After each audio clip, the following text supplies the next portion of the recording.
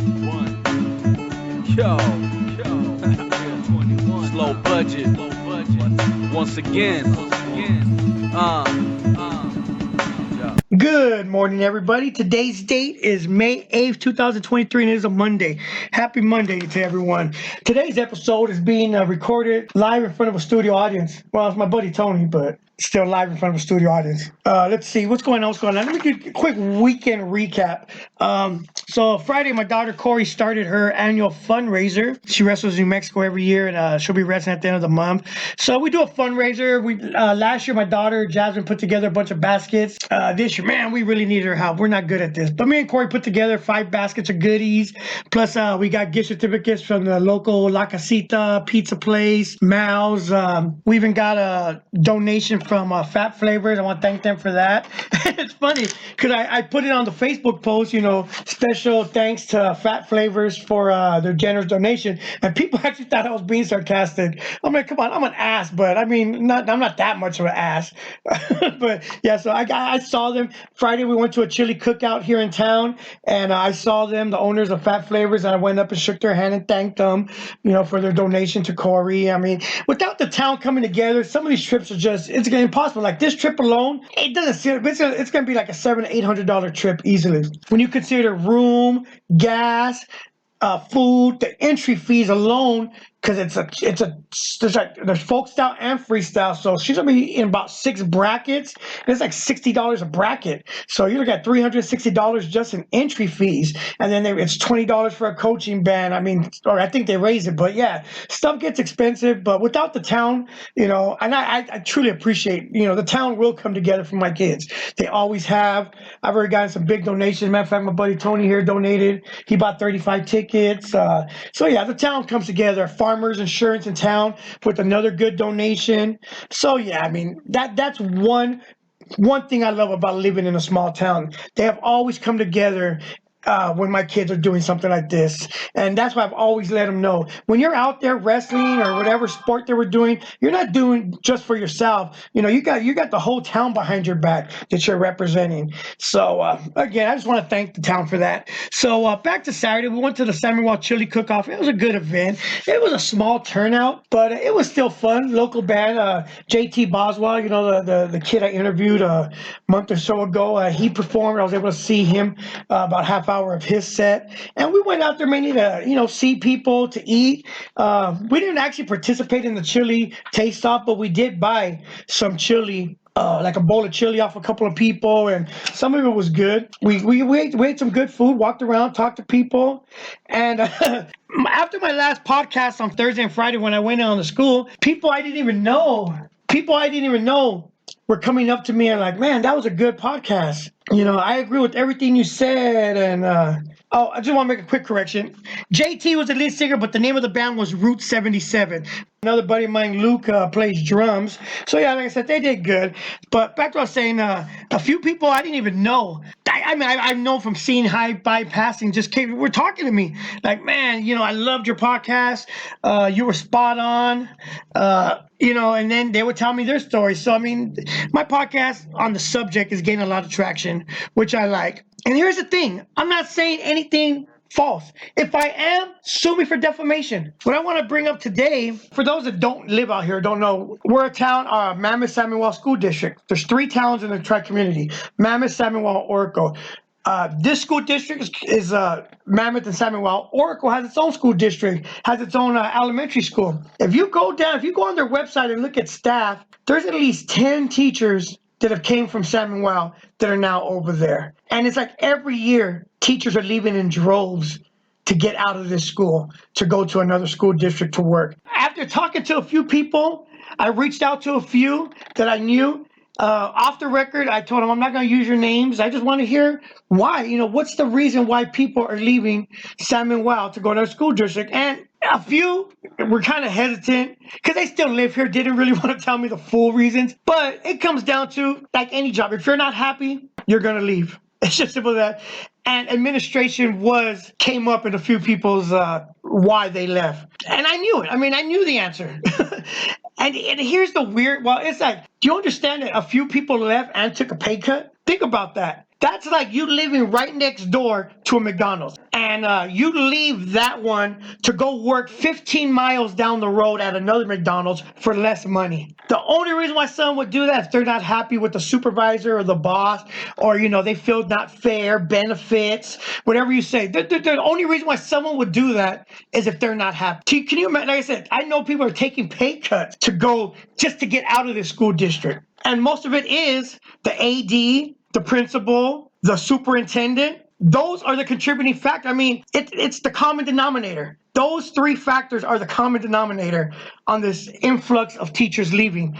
And that's why they have to bring in all these Filipino teachers. They can't fill positions. It is so bad at this school they can't fill positions. I'm not going to name names, but I know someone they're hiring. I'm like, man, you must really be desperate to hire this person to come work at the school. But that's all I'm going to say on that. Yeah, it's getting bad here. And everyone's saying the same thing. It's getting bad. I kind of see now at first I was upset. Like whenever a kid showed a certain amount of sports talent, they would take them to another school. And I was like, man, why you have the same opportunities here? And then I couldn't find out I'm in the same boat. Rocky's leaving after this year. Corey right now is showing potential to be a good wrestler. Like I said, she's nowhere near that level, but she is, for 10 years old, she is showing potential as a female wrestler. I do not see her going to school here to wrestle. I will definitely take her to another school. And it's just because, I see what people are doing now and why they why they took their kids to another school to do sports when they showed high level of talent. But I'll cross that bridge when we come to it. So, yeah, like I was saying, there's a lot of teachers leaving here. I know personally a couple that are leaving again after the summer to go work in Oracle, taking a pay cut to do it. Unless the school board figures out the main cause of this and fixes it, this school's gonna go downhill so quick if more people keep taking their kids out and taking them to Coronado, taking them to Mount Vista. And a lot of it has to do with, I know what some of the administration's problem is. And I've seen it before. I've seen it happen to many people. They go to school, they get these papers, whether it's doctorate, bachelor's, master's, and what they do is they get a God complex. And there's no other term for it. They actually feel that they are better than other people because they got this piece of paper.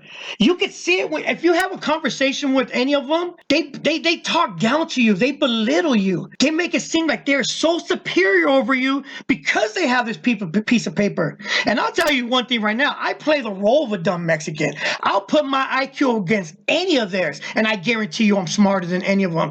But because they have this piece of paper, they went to school and got this piece of paper, they feel that they are above everyone. And I see it. And it doesn't take long. You have any conversation, 5-10 minute conversation with them, and it comes out. That's what it's called. It's called a God complex. Look it up. I'm not no therapist, psychiatrist, whatever, but that's the terminology for that. So I'm going to move on. Thing happened this weekend I want to talk about that, man, it gets me heated. I don't understand people sometimes, and I understand why people hate people. Buddy of mine comes in last week. I've known him forever. His 2 kids are like the same age as my 2 older ones, and they went to school together. And he tells me that he has this caretaker, and then she's into selling stuff on eBay. And people know I'm starting to slowly close my shop up. So I was like, well, bring her in. I'll hook her up. Whatever, I'll blow out some stuff to her. So she came in, and I gave her good deals, like a box of comics. I usually sell for $40, gave it to her for $25, and just little odds, ends, knickknacks. So she was saying she was going to have a yard sale this weekend. I'm like, well, how about this? If I give you a bunch of stuff, and if you sell it, how about we go half? It's stuff that once the yard sale's over, I'm going to go give away to the free table anyway. There's only a few items I'll probably keep, but she was like, yeah, sure. I'm going to be out there anyway. So yeah, I told her, yeah, I took 2 truckloads of stuff to her. Just a bunch of just junk. I'm gonna call it junk because it's just little stuff, knickknacks, just stuff that's been sitting in my shop for a long time that I've been slowly blowing out or taking to the free table we have in town. So I told her, yeah, all this stuff, yeah, just sell for whatever, a couple of dollars, 50 cents, $1, it doesn't matter. But I did take one item. My daughter's jiu-jitsu sensei gave her a dog kennel to sell for a fundraiser, to add to the fundraiser for the trip. And it was a huge dog kennel. PetSmart sells it for $200. Put in perspective, Ace sells a very cheap version for like $140, but this one was very good condition. And I told her, the only thing I want from this is $75. Anything you sell it over is yours. You could probably get 100, 115, 120, but the only thing I want is $75. It's the only item I told her. So I go at the end Sunday. I was like, oh, I see you sold the dog thing. Cool.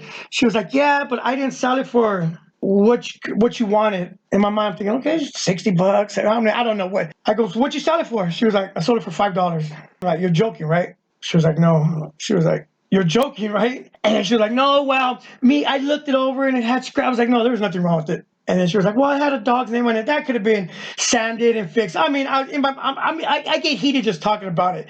Like, what kind of individual would do that? It's mind-boggling to me that I told her, I go, imagine if you had a gold chain and you told me it's a $200 chain, you just sell it for 75. I want 75. Anything you sell it for, you get more. And then I come back and tell you, oh, I didn't sell it for what you thought you were going to get. I only got $5. You're like, what?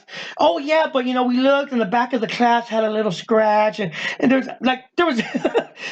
I mean, I don't know whether to laugh, cry, or just scream, but it's one of those situations, like, I don't understand people. And the point is, she didn't understand why I was upset. She even said that my buddy, he knew I was going to get mad at it.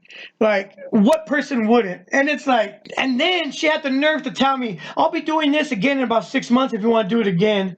I'm just like, oh, man. Again, that's just a quick story, and I just don't understand people. But anyway, swim season starts today for the kids. I can't wait. My daughter's excited. She's been waiting for swim season. She's gonna be starting that today. Still taking her resting on Thursdays in Tucson, getting ready for that tournament at the end of the month. But other than that, keep those messages coming. Keep those. I want to hear more stories. I still got messages and stuff for the school. I'm gonna be hitting the school hard, guys, until changes are made. That's all I can say. Unless changes are made, this is gonna be me every day. So you guys have a great week, and I'll talk to you guys tomorrow. Burn one. Yo. Slow budget. Once again.